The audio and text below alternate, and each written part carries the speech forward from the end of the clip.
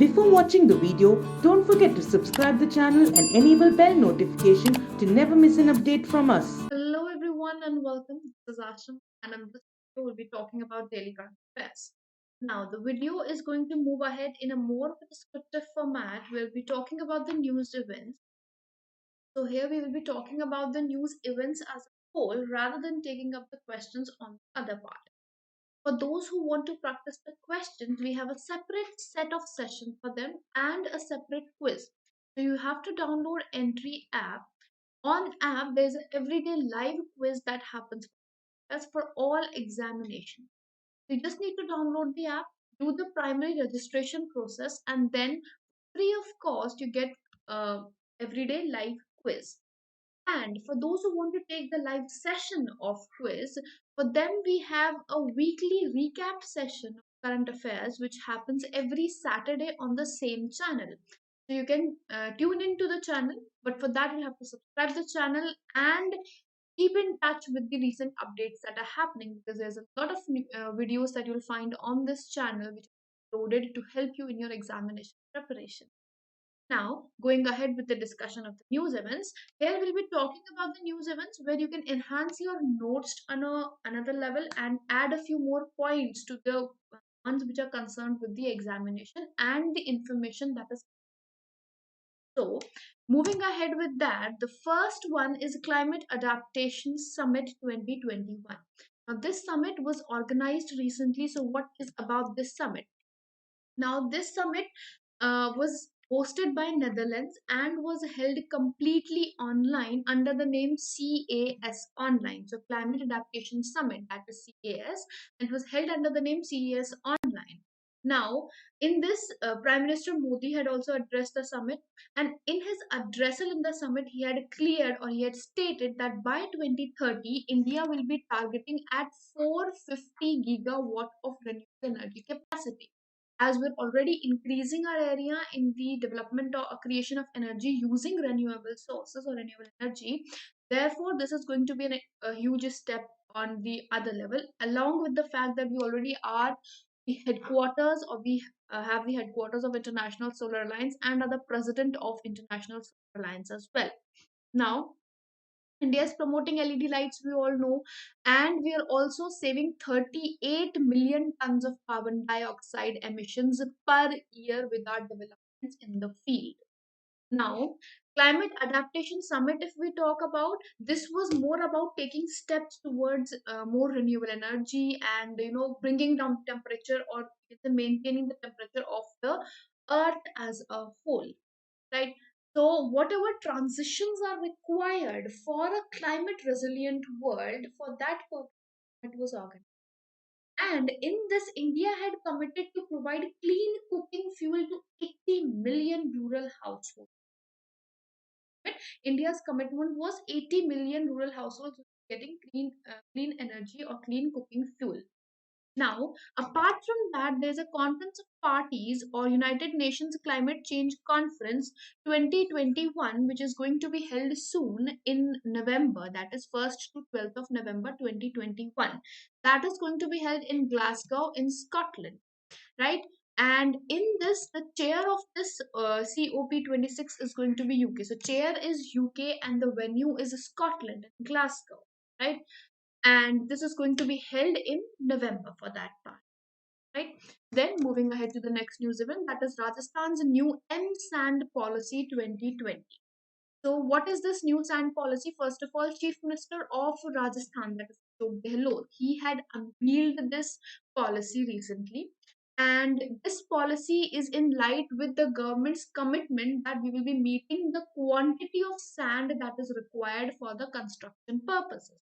But how do we take up to that quantity?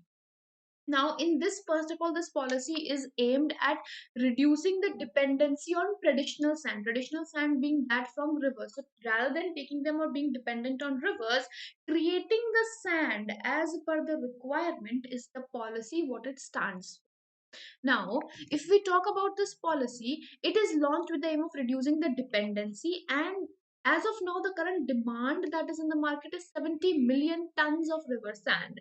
And what we are producing, are going to produce, is there are 20 units which are there for producing the sand. and each unit produces about 20,000 tons of M sand every day. So that is how we are aiming at keeping the amount, or you can say quantity, of sand fulfilled. Now, M sand which is being created or being formed, which is not dependent on the traditional method, that sand meets the ISO code 383 colon 2016.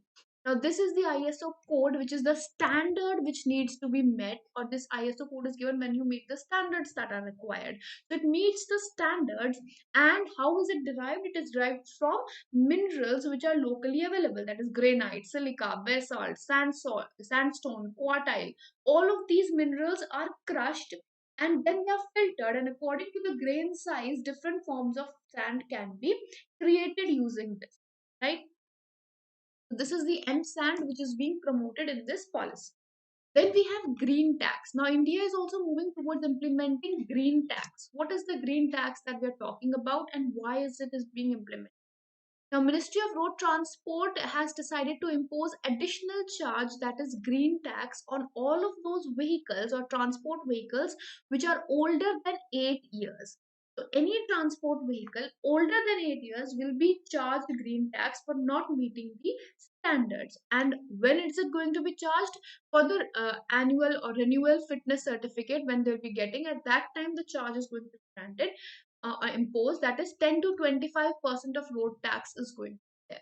Now, what is green tax? First of all, green tax is that tax which is imposed with the purpose that the polluter should pay for creating pollution, right? So when you're creating pollution, you have to pay for creating that. That is what green tax is, right? And that is how we can reduce pollution level as per what the studies say or what the implementations show. Now, in this, will the rate be same for all? No. If it is a public transport vehicle, they will have to pay a comparatively lesser amount of green tax. And if it is a vehicle used in farm, like a tractor or a harvester, for them this tax is not there. But for private vehicles, we can say that any private vehicle older than 8 years, that is going to be imposed with 10 to 25% of road tax under the tag of green tax, or you can say pollution tag or environment tax, as we can say other names, right? Right.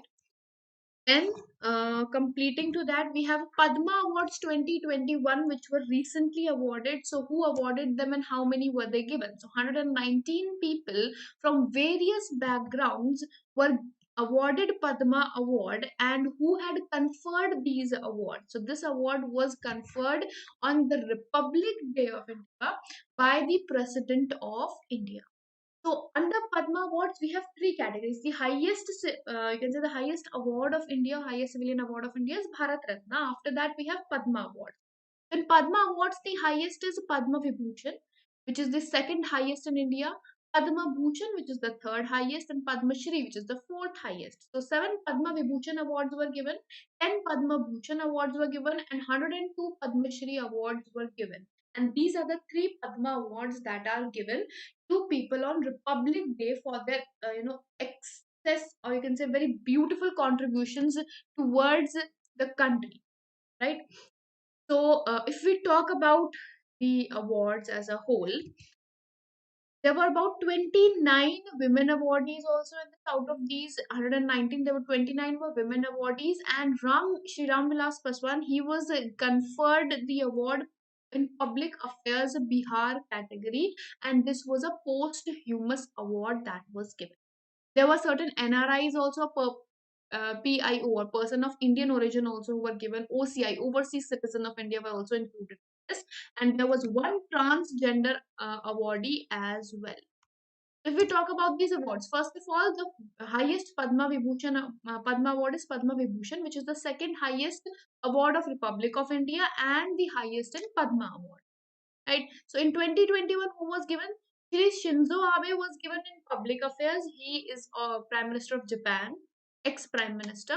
Then S.P. Balasubramanian, he was given posthumously in the category of art. Then Sudarshan Sahu in category of art, he is of Odisha. Belle Monappa Hegde of medicine, in the category of medicine, and he is of Karnataka. B.B. Lal, in archaeology, he is of Delhi. Narendra Singh Kapani, posthumously in the field of science and engineering in United States of America, and Maulana Wahiduddin Khan in the category of others, basically spiritualism, and he was given for, uh, he is in Delhi and he was given for spiritualism. Names are important as to which category they have been given, that is equally important. Then Padma Bhushan is the third highest civilian, Padma Shri is the fourth highest civilian award. And when were these awards instituted? That is also important. So 2nd of January, 2nd Jan 1954 was the time when these awards were instituted. All three of them were instituted subsequent, right? All right. Then going ahead with Amphex 21, it is a tri-service amphibious exercise which is held in Andaman and Nicobar group of islands, and it was held from 21st to 25th January 2021. So venue, if we talk about, is Andaman and Nicobar Islands, and where is it held? That is held in uh, Andaman Nicobar. When was it held? 21st to 25th of January. Now, what is the purpose or the aim of this exercise is to validate India's capabilities of protecting its island territories as a whole. So, in this, we can say there were various participants, and it was a joint services command of India that were participating in this. So, Indian Army was there, Navy was there, Air Force was there, Coast Guard was also there. These all were participating in this exercise, and that was in the Kavach exercise, which was a part of Ampex 21 exercise, right? Right. All right. In this, we had naval. All right. So Kavach exercise was also a part of Ampex. Moving ahead to a few one-liners, DRDO, Defense Research and Development Organization, recently test fired Akash NG or new generation missiles off the Odisha coast recently. Then Zoological Survey of India recently published Birds of Sundarban Biosphere Reserve. So here it is important that who had published this report. That is Zoological Survey of India had published, and what was in the report is 428 species of birds are there which live in Sundarbans region, right? And here you should know now about Sundarbans also. So in the Indian part of Sundarbans, the delta is from Ganges, Brahmaputra and Meghna, and it all flows in Bay of Bengal, and that's where the delta is formed. Here there are open mangroves also, closed mangroves also, right? Both types of mangroves are there. And Sundarbans is an endangered category under IUCN listing. So as per the recent update, that is of 2020, Indian Sundarbans are endangered as of now, right? So this category on which it is endangered is equally important for us. And then we have Sundarbans National Park, that you should know about. Sundarbans National Park is a UNESCO World Heritage Site and a Ramsar site. So it is a UNESCO site also, and it is a Ramsar site also. It was added in Ramsar site in about, Ramsar site was added in 2019, right? Right. Then Election Commission of India has launched electronic electoral photo identity card program on National Voters Day. So National Voters Day is on 25th of January, and on that day, Election Commission of India decided to launch the electronic electoral photo identity card. That is no need of physical ID card now. So electronic version is going to be given in portable document format or PDF format, which will be non-editable, right? And there's going to be QR code also, which will have every detail of the voter as well, right? Now there are going to be two phases of this rollout of this card that is going to happen.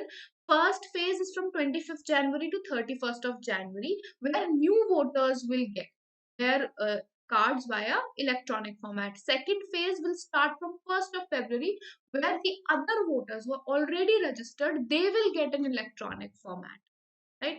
And as we all know, recently elections are coming up. So ahead of the elections in the polls, that is in Kerala, Puducherry, Assam, Tamil Nadu and West Bengal, these are the card has been launched keeping in mind that these elections would take place with the electronic photo identity card into the version. Now with this, I'll be taking your leave, and I hope this session has been helpful to all of you. Next video with more news events. Until then, goodbye. Take care, subscribe to the channel, hit the like button, and do share the video for all those you believe will benefit from this video. Thank you so much and have a wonderful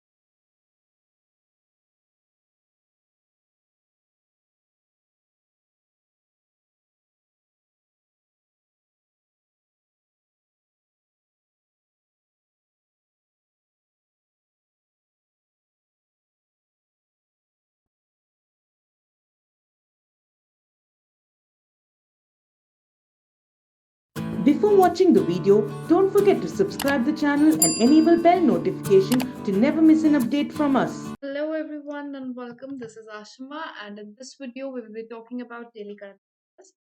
Now the discussion is going, this is a discussion video, so we'll be talking about the news event. That is, I'll be giving you a few pointers regarding current affairs, and those pointers are going to help you enhance your note making, right? So this is more of like an informative session where you can create your notes or you can enhance your notes for that purpose, right? So the news events which are important for certain examinations, those have been listed and we'll be talking about them. And for those who want to practice the news events alongside, because it's not always necessary that the news event will help. Sometimes you need to practice the questions on those news events, which will help you enhance your hold on the subject. So to enhance the hold on the subject, Entry app gives you free current affairs quiz, which is a live quiz which happens every day. So you just need to download the app from Google Play Store and then do the initial registration process. And once that is done, you get everyday free quiz on the app, right? So everyday free quiz will be available. And alongside, you also get weekly current affairs live session on the same channel. So do subscribe the channel, because once you do that, every Saturday we have a live quiz session which happens, right? So you can check on that as well. Now we'll be moving ahead with the discussion. The first news event we're going to talk about is Kolkata's first Young Readers Boat Library. So Kolkata has started a boat library for young readers, and this is the first time that it has been happening in Kolkata. So if it is happening in Kolkata, which river is the one over where this is going to be built? So it's a cruise on Hooghly River. Now, if we talk about Hooghly River, how is it different from Ganga? Now, there are certain students and there are certain times when this question can be seen as well. That is, how is Ganga different from Hooghly? Now, it is basically after entering in West Bengal, Ganga River bifurcates, right? So it divides into Padma and Hooghly. So Hooghly is the one which is in West Bengal, whereas Padma is the river which goes into Bangladesh region. Right? So as we all know, Ganga flows in both the countries. So when it reaches West Bengal, then it bifurcates into two. One is Padma, one is Hooghly. Hooghly is in West Bengal, Padma is in Bangladesh. Now there's another bifurcation that has happened, that is man-made bifurcation. So man-made bifurcation is also there of the river, and that is with the name of Farakka Barrage, right? And this was basically created to save Kolkata port, and this was opposed by West Bengal also because it diverts some of the river, and that was basically because to protect the port from flooding. Right, so this is the division if we are talking about. But if we go back to the news event that we are talking about, so West Bengal Transport Corporation is the one who has launched this boat library, and this will have a lot of books in English and Bengali, and children can choose from about 500 titles that have been placed in this. Now it is going to start at Millennium Park.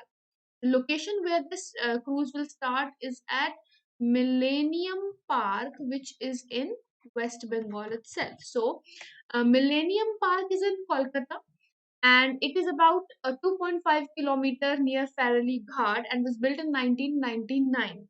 Right now, this is going to be a weekday. Three trips will be there, or three trips of this boat is going to happen every day on all weekdays, and it is going to be a 3 hour long trip. And what is the purpose? To provide a good view alongside the reading. Free Wi-Fi will also be available, and the ride cost is also not kept at that high, right?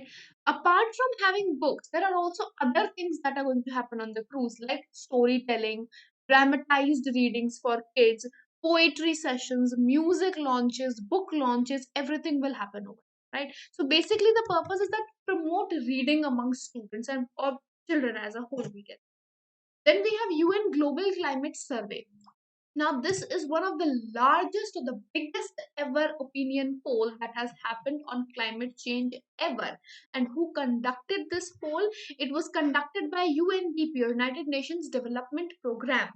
Now, how many people participated in this? This poll was under the name People's Climate Vote, and in this, about 1.2 million people participated from 50 different countries, putting forward their opinions on climate change. Now, what are the opinions then? Right now, first thing, more than two-thirds of the people who attempted or took this survey, they believe that climate change is a global emergency and needs to be addressed right now. And there is no gender gap which we can see. Like from the age group of 14 to 18, 69% people believe that it is a climate emergency, whereas in the age group of 60, 58% people believe that. That means that there's no gender bifurcation that is there. And those countries which have more fossil fuels usage, those countries people are more inclined towards making climate emergency a global topic because they believe that the leaders should be working on it, right? If we talk about UNDP, United Nations Development Program, you need to know about the headquarters of UNDP, that is in New York City. So New York are the headquarters, or New York City is the headquarters of UNDP, right? Now, going ahead, we have an economic survey. Now, economic survey we are talking about is of India, which is presented before the budget, which surveys about the expenditure of the government and the future expenditure.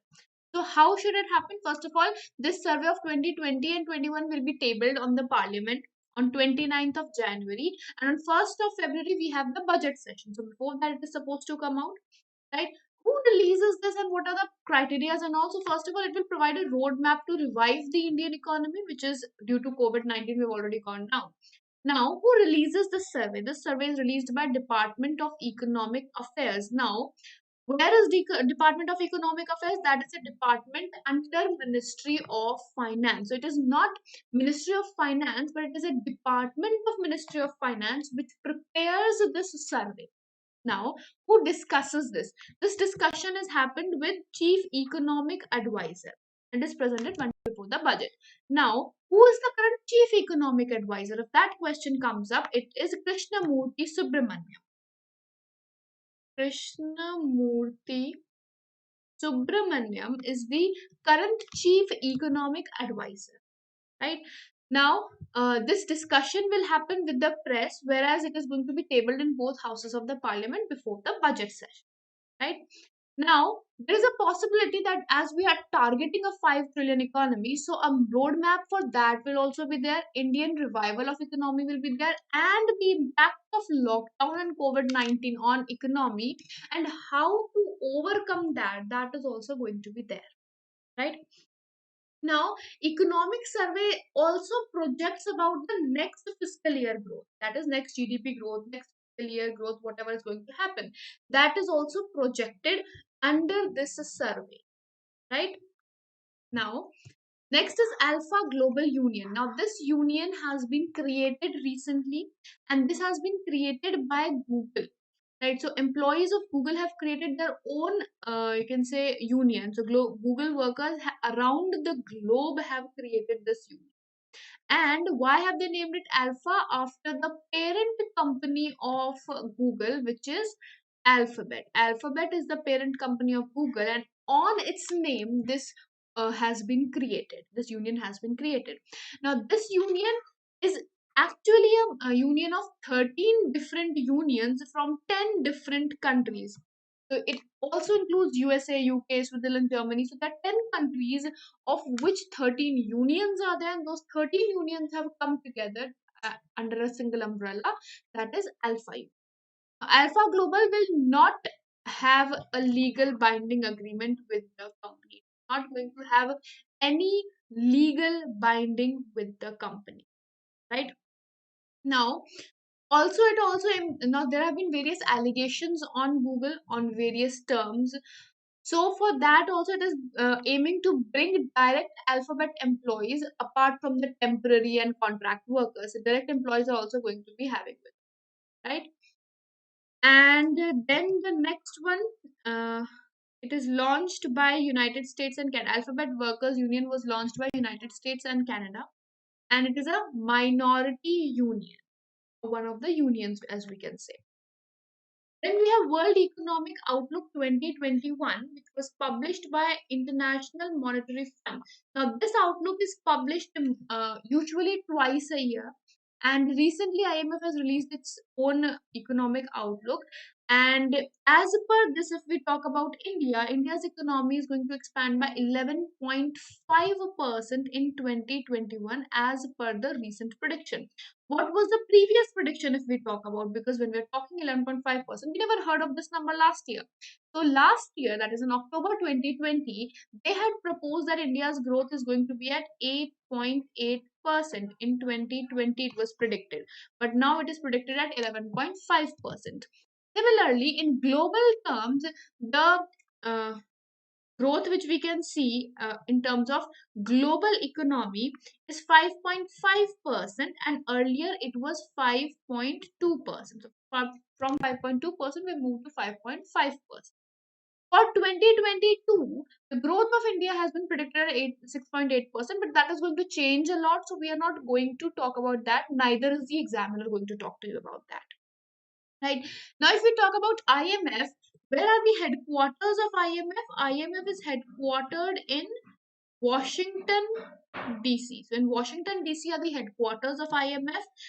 And how many members are there? There are about 190 members of International Monetary Fund as of now. Right. Then we have Global Climate Risk Index 2021, which was released recently by German Watch. Now, what is German Watch? It is an NGO which is based in Germany in Bonn. So, Bonn based NGO German Watch released this survey or ranking or index recently. Now, what did it measure was the countries which are most affected by climate change in 2019. So, ranking was one of those countries which were affected by climate change in 2019. And in that, top was Mozambique, Zimbabwe, and Bahamas.